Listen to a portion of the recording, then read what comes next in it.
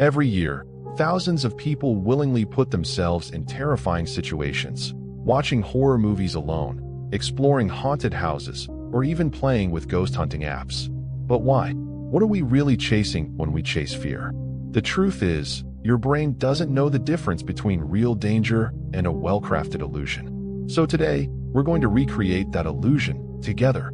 Simple, DIY horror experiments backed by real psychology that'll mess with your mind in ways you didn't expect. And you can try them all at home. Start by sitting in a dark, silent room. Not just dim, pitch black. Wait exactly 2 minutes. No music, no phone, no lights. Within 60 seconds, your brain will start filling in the silence with imagined sounds, footsteps, whispers, even breathing. This is called Pareidolia. Your brain, desperate for patterns, creates them from the void. And it gets worse. Now, turn on a static noise generator, something low, like a detuned radio.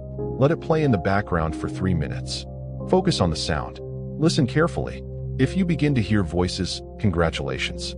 You've just simulated a mild auditory hallucination. It's the same mechanism that makes some people believe they've heard ghosts. But it's all in the wiring. Your brain's natural tendency to organize chaos into something meaningful. Let's take it one step further. Stare into a mirror in low light for 5 uninterrupted minutes. Keep your eyes fixed on your reflection. It sounds simple until your face begins to distort.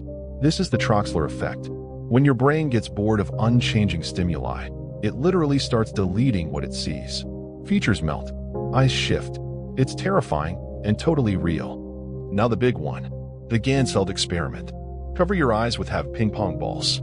Play consistent white or pink noise through headphones. Sit in red light. In under 10 minutes, many people begin experiencing strange visuals, sensations of floating, and even voices. This sensory deprivation technique was once used in parapsychology to test psychic abilities. But today, it's just you and your brain, unraveling itself. Each of these experiments taps into core fears, the unknown, the invisible, the distortion of self. And they work, not because something's out there, but because something's already in here. Your amygdala, the brain's fear center, fires up, even when you know you're safe. That's the trick. The illusion becomes the experience. But here's the deeper twist. Fear in small doses can be therapeutic. Controlled scares like these give your nervous system a mini workout. It sharpens your instincts, flushes cortisol, and when it's over, you feel alive.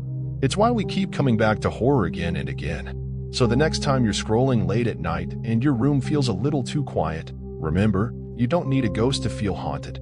Your brain will do just fine on its own. And if your mind just whispered, "What if?" while watching this, then it's probably time to subscribe. Hit that bell like it's the only thing keeping the lights on. Because around here, the fear never really stops.